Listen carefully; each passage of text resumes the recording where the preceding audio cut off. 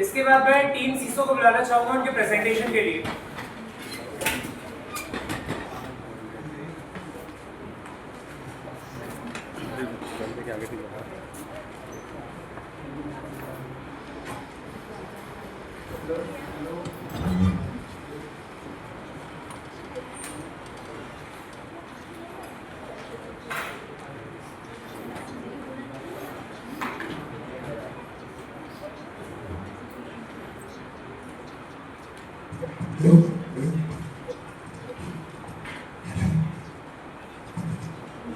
Good afternoon, respected sir, and to all my friends.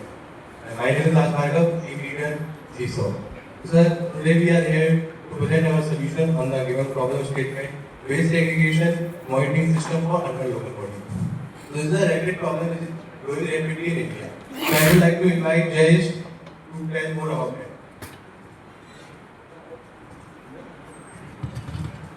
Hello everyone. So as you can see, our problem statement is waste segregation monitoring system for urban local body. So we know that in urban cities annually overall if we see that collectively हर साल 62 billion ton of waste produce करते हैं, जिसको manually segregate कर पाना और उसको treat कर पाना बहुत ही मुश्किल है, बोला जाए तो इम्पॉसिबल है। तो इसके लिए हम एआई और आईओटी बेस्ड स्मार्ट डस्टबिन लेकर आए हैं जो कि एट सोर्स वेस्ट सेग्रीगेशन को परफॉर्म करता है। इसमें क्या है कि हमारा जो वेट सेंसर वगैरह इन्वॉल्व है वो ड्राई और वेट में सेग्रीगेट करना, जो एआईएमएल हमारा मॉडल है वो plastic, paper, metal, organic, E waste के फॉर्म में उसको सेग्रीगेट करता है। हमारा IoT based dustbin camera sensor और machine actuators, real time monitoring, reward system इन सब के साथ इंटीग्रेटेड है। ये हम प्रॉब्लम को कैसे सॉल्व करता है, तो इससे हम रिसाइकलिंग एफिशिएंसी बढ़ा सकते हैं, क्योंकि अभी क्या हो रहा है कि सेग्रीगेशन एट सोर्स हो नहीं पा रहा है, जिसकी वजह से फर्दर रिसाइकलिंग के लिए हम उसे यूज नहीं कर पा रहे हैं। अगर हम इस डस्टबिन को यूज करेंगे तो एट सोर्स सेग्रीगेशन पॉसिबल हो पाएगा और उसको हम फर्दर ट्रीट के लिए या रिसाइकलिंग के लिए भेज सकते हैं, जो कि डायरेक्टली रिसाइक्लेबल होगा। और इससे जो कि अभी नॉन रिसाइक्लेबल प्रोडक्ट लैंडफिल्स में हम डाल देते हैं, जो कि अभी ओवर यूज हो रहा है ज़्यादातर लैंडफिल्स, उसको हम 45 to 50% वेस्ट को हम रिड्यूस कर सकते हैं वहाँ पे। Moving toward the citizens, we can motivate citizens, मतलब कि हम उसमें गेमिफाइड सिस्टम डाल रहे हैं कि अगर कोई यूजर उसमें वेस्ट डिस्पोज करता है तो उसमें क्या है कि उसको रिवॉर्ड मिलेगा। उसमें हम स्क्रीन इंटीग्रेट कर रहे हैं जिसमें कि एक क्यूआर कोड जनरेट होगा हर बार जब भी वो वेस्ट डिस्पोज करेगा, और जब वो हमारे मोबाइल ऐप से उसको स्कैन करेगा तो उसको एक रिवॉर्ड मिलेगा उसके मोबाइल ऐप पे और उसको वो रिडीम कर सकता है। तो इससे क्या है कि सिटीजन्स को मोटिवेशन होगा कि वो उस डस्टबिन को यूज करे ज़्यादा से ज़्यादा मात्रा में, और इससे हम म्युनिसिपैलिटीज और रिसाइकलर्स को सपोर्ट कर सकते हैं। म्युनिसिपैलिटीज इसका डेटा और उसका रिसाइक्लेबल मटेरियल को रिसाइकलर्स को बेच सकते हैं और रिसाइकलर्स उसको डायरेक्टली यूज कर सकते हैं। तो इसमें हमारा इनोवेशन और यूनिकनेस ये है कि अभी तक कोई भी ऐसा डस्टबिन है नहीं जो कि एट सोर्स वेस्ट सेग्रीगेशन कर रहा हो एआईएमएल का यूज करके, और एक साथ में गेमिफाइड प्रोसेस के साथ डेटा डिस्पोजल वेस्ट डिस्पोजल को मोनेटाइज कर रहा हो। तो टेक्निकल अप्रोच और इसके डिजाइन की तरफ बढ़ते हुए हम चाहते हैं कि हमने इसमें सॉफ्टवेयर पार्ट जो है उसमें 2 प्रोग्रामिंग लैंग्वेजेस यूज किया है, पाइथन और जावास्क्रिप्ट। पाइथन हमने एआईएमएल मॉडल बनाने के लिए यूज किया और जावास्क्रिप्ट इसका डेटा ड्रिवन डैशबोर्ड जो शोकेस करेंगे हम उसके लिए यूज किया है। इसमें हम फ्रेमवर्क यूज कर रहे हैं TensorFlow, PyTorch, Node JS, React JS and Express JS. TensorFlow और पाइटॉर्च एआईएमएल मॉडल को ट्रेन करने के लिए यूज कर रहे हैं और नोड.js बैकएंड के लिए यूज कर रहे हैं, जिसमें रिएक्ट.js से फ्रंट एंड बनेगा और एक्सप्रेस.js से सर्वर साइड कोडिंग करेगा। डेटाबेस हमने मोंगोडीबी यूज किया है। अगर क्लाउड और आईओटी की बात करें तो अभी हम एक एक्सटर्नल सर्वर यूज कर रहे हैं, लेकिन in future we will create our own server. अभी हम लोग थिंग्सपीक सर्वर को यूज कर रहे हैं और माइक्रो कंट्रोलर में हम रास्पबेरी पाई ESP32 यूज कर रहे हैं। MQTT हम ये डेटा कम्युनिकेशन के लिए यूज कर रहे हैं थ्रू IoT डिवाइसेस। हार्डवेयर की बात करें तो सेंसर्स में IR ultrasonic sensor, moisture sensor और कैमरा मॉड्यूल के थ्रू हम AI विजन दे रहे हैं अपने डस्टबिन को। एक्चुएटर से हम उसको करेक्ट कंपार्टमेंट में वेस्ट डालने के लिए यूज कर रहे हैं और डिस्प्ले के थ्रू हम स्क्रीन और जो भी नेसेसरी डेटा डिस्प्ले करा सकते हैं डस्टबिन में उसके लिए यूज कर रहे हैं। इसका हम वर्क फ्लो पे अगर मेथोडोलॉजी पे जाए तो पहले क्या यूजर वेस्ट डिस्पोज करेगा, फिर एक्चुएटर सेकंड स्टेप में AI मॉडल और OpenCV से वेस्ट सेग्रीगेट करेगा किस कैटेगरी का है, फिर एक्चुएटर उसके करेक्ट कंपार्टमेंट में डाल देगा, फिर IoT सिस्टम अपडेट करेगा डैशबोर्ड को, फिर रिवॉर्ड देने के लिए हम QR कोड डिस्प्ले में डिस्प्ले कराएंगे। यूजर अपने वो मोबाइल ऐप से QR स्कैन करेगा और उसको रिवॉर्ड मिल जाएगा। फिजिबिलिटी एंड वायबिलिटी के लिए मैं राज को इनवाइट करता हूँ। So let's talk about the feasibility and viability of the product. There the feasibility analysis that we ran, the rapidly growing urban waste crisis. As we know, there is a report in India's past Niti Aayog report says 62 billion ton of waste unsegregated waste generated by India. So there was an urgent demand for solution like that, which monitored the waste segregation at initial level. If we segregate waste in initial level, it is very beneficial for us. उसके बाद हमने देखा कि proven AI plus models आजकल हम पता चल चुका है कि AI इतने पावरफुल आ चुके हैं कि वो इजीली आइडेंटिफाई कर सकती है कि हम जैसे सेग्रीगेट करना चाहे। तो due to AI and IoT models, it is also technical viable. Then government India is also support startup like that in the initiative of Smart City Mission and Swachh Bharat. तो जब से मोदी जी आए हैं हमने सब कही है स्वच्छ भारत और स्मार्ट सिटी मिशन और हमारा मार्केट रेडी प्रोडक्ट है जो स्केलेबल है municipal colonies, housing society, corporate और कैंपसेस। अभी एक्चुअली इनिशियल फेज में हम पूरे क्लोज एनवायरनमेंट को ही वो करेंगे अपने डस्टबिन के लिए। उसका potential risk and challenges that we have, high initial manufacturing cost for smart meter. अभी हम लोगों के पास प्रॉपर उसका बॉडी नहीं हो पा रहा है, तो इसलिए मैन्युफैक्चरिंग कॉस्ट बहुत ज़्यादा आ रही है। यूजर एडॉप्शन बैरियर, अब कोई भी टेक्नोलॉजी जब मार्केट में न्यू आती है यूजर एडॉप्शन एक बड़ी प्रॉब्लम आती है, उसको आगे इजीली उसको टैकल कर पाएंगे। टेक्निकल इशू, टेक्नोलॉजी बना हुआ है तो IoT सेंसर्स कभी भी मैन्युफैक्चर कर सकते हैं, AI बेस्ड क्लासिफिकेशन भी कर सकता है और लॉजिस्टिक स्केलिंग और स्क्रैप पिकअप ये भी एक इशू है हम लोगों के लिए कि आपको एक लार्ज नंबर में लॉजिस्टिक्स अरेंज करना पड़ेगा वेस्ट पिकअप वगैरह के लिए। स्ट्रेटजीज टू ओवरकम चैलेंजेस, जैसे हम बल्क मैन्युफैक्चरिंग में आएंगे हमारी कॉस्ट रिडक्शन हो जाएगी और अवेयरनेस कराने के लिए पास में एक अवेयरनेस कैंपेन चला सकते हैं और रिवॉर्ड इनिशिएटिव जो कि हमारे डस्टबिन का एक मेन मोटिव है। उसके बाद continuous R&D and pilot testing to improve our AI accuracy and sensor accuracy. Partnership with municipal and recycler to step and logistic, हम लोगों की लॉजिस्टिक इसलिए नहीं आ सकती कि हम म्युनिसिपल कॉर्पोरेट्स के साथ टाई अप करके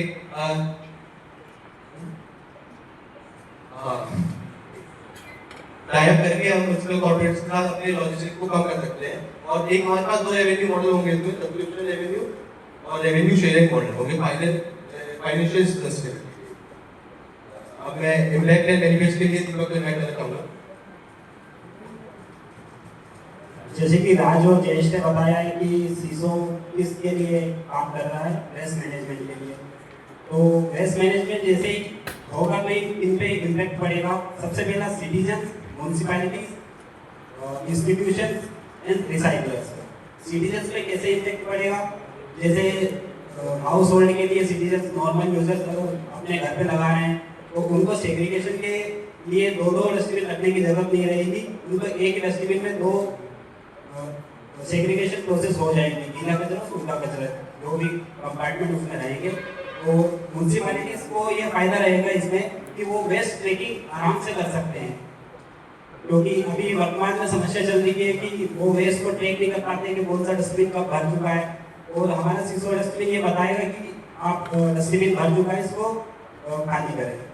और रिसाइकलर के लिए ये मदद करेगा, जैसे उनको सेग्रीगेशन प्रोसेस करने के लिए ज़्यादा से ज़्यादा वर्कर्स की जरूरत लगती है, उनको पहले से ही सेग्रीगेशन वेस्ट मिलेगा, जो आसानी से उनको सेग्रीगेशन मिल जाएगा और उन्हें रिसाइकलिंग करने में ज़्यादा मदद मिलेगी।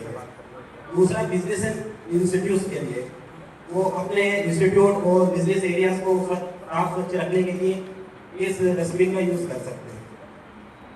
सोशल बेनिफिट्स क्या हो सकते हैं इसके? ये रिस्पॉन्सिबल रहेगा गेमिफिकेशन के लिए, बिहेवियर है इसका गेमिफिकेशन के लिए, जिसमें यूजर इंगेज होकर डस्ट को डस्टबिन में ही डालेगा। दूसरा हेल्थ रिस्क इसकी बहुत कम हो जाएगी। आपने देखा होगा कि जहाँ जहाँ पे गंदगी ज़्यादा रहती है वहाँ पे बीमारियाँ ज़्यादा उत्पन्न होती है। अगर इन्वायरमेंट क्लीन रहेगा तो बीमारियाँ भी कम रहेंगी। और जैसे कोई नई टेक्नोलॉजी अगर आती है तो मार्केट में उसमें जॉब अपॉर्चुनिटी बहुत बढ़ जाती है।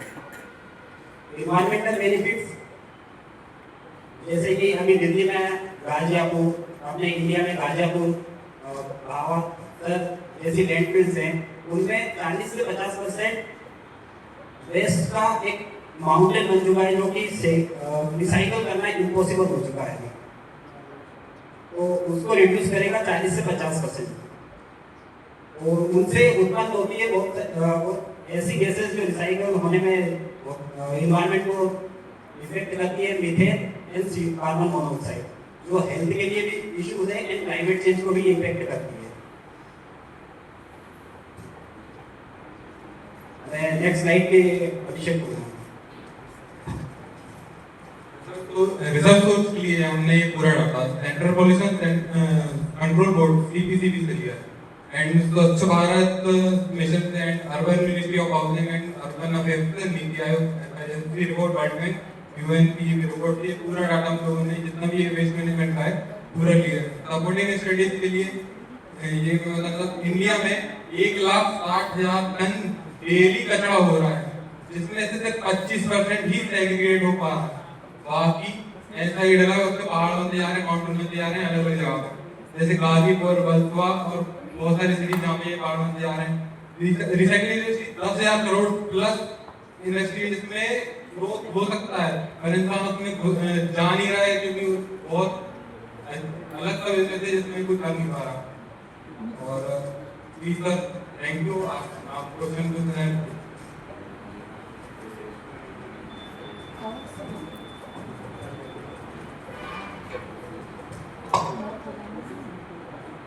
इसमें आप डस्टबिन बनाएंगे तो डस्टबिन ही आप उसमें कचरे को सेग्रीगेट करेंगे। डस्टबिन सेग्रीगेट कर देंगे ना कचरे को। हाँ सर, सेग्रीगेट। डस्टबिन तो बहुत महंगा पड़ जाएगा, कॉस्टिंग क्या रहेगी? क्या सर? डस्टबिन की कॉस्टिंग क्या रहेगी? सर डस्टबिन की कॉस्टिंग तो सर 4,000 के अंदर आ जाएगा, लेकिन अभी क्योंकि मतलब अच्छा, ये छोटा प्लास्टिक कर पाएगा कि मतलब ज़्यादा नहीं? आप दिक्कत आएगी जैसे इंदौर में आप सेग्रीगेशन प्लांट गए होंगे तो उन्हें पता ही होगी कि जो मेन दिक्कत आ रही है, जैसे क्या बड़ा प्लास्टिक तो कर लेते हो सेग्रीगेट, छोटा प्लास्टिक नहीं हो पाता, इसके कारण वो बहुत काफ़ी परेशानी आती है। ये कर पाएगा कि नहीं कर पाएगा? ये सर छोटा से छोटा प्लास्टिक भी हो जाएगा। ये हमारा एमपीपी रेडी है और इसमें हम टेस्ट भी कर चुके हैं। अभी क्या है कि अभी सिर्फ ड्राई और वेट वेस्ट में सेग्रीगेट हो रहा है, जिसमें कि हम छोटी छोटी सब्जियां कटी हुई भी डालें तो उसको वेट और ड्राई में सेग्रीगेट कर देता है, और छोटे से छोटे पेपर वेस्ट भी और प्लास्टिक वेस्ट भी डाले तो वो भी सेग्रीगेट कर देता है। अभी हम एआई मॉडल डेवलप कर रहे हैं, उसको हम इंटीग्रेट करने वाले हैं उसके साथ, जो कि उसको फर्दर प्लास्टिक, पेपर और मेटल और ई वेस्ट वगैरह में सेग्रीगेट कर देगा। इसमें से एक प्रॉब्लम ही नहीं आई, जैसे मान लो आपने घर पे स्मार्ट डस्टबिन रखी है, अब ये इसमें क्या करा, ड्राई और आपका जो गीला कचरा सूखा कचरा से सेग्रीगेट करते हैं। जब आप मान लो आपकी कचरा गाड़ी आती है, अब उसमें डालोगे तो आप फिर वहाँ पर कैसे करोगे?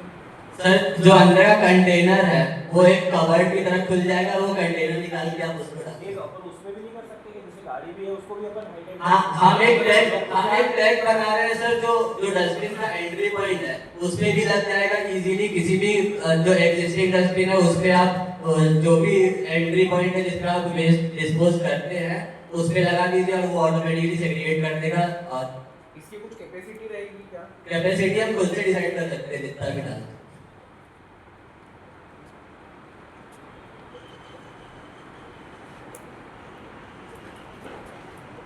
अभी आपने बनाया वो मॉडल में? सर अभी एमवीपी है और ड्राई और वेट में सेग्रीगेट कर देता है, अभी हम लैब में रखते हैं।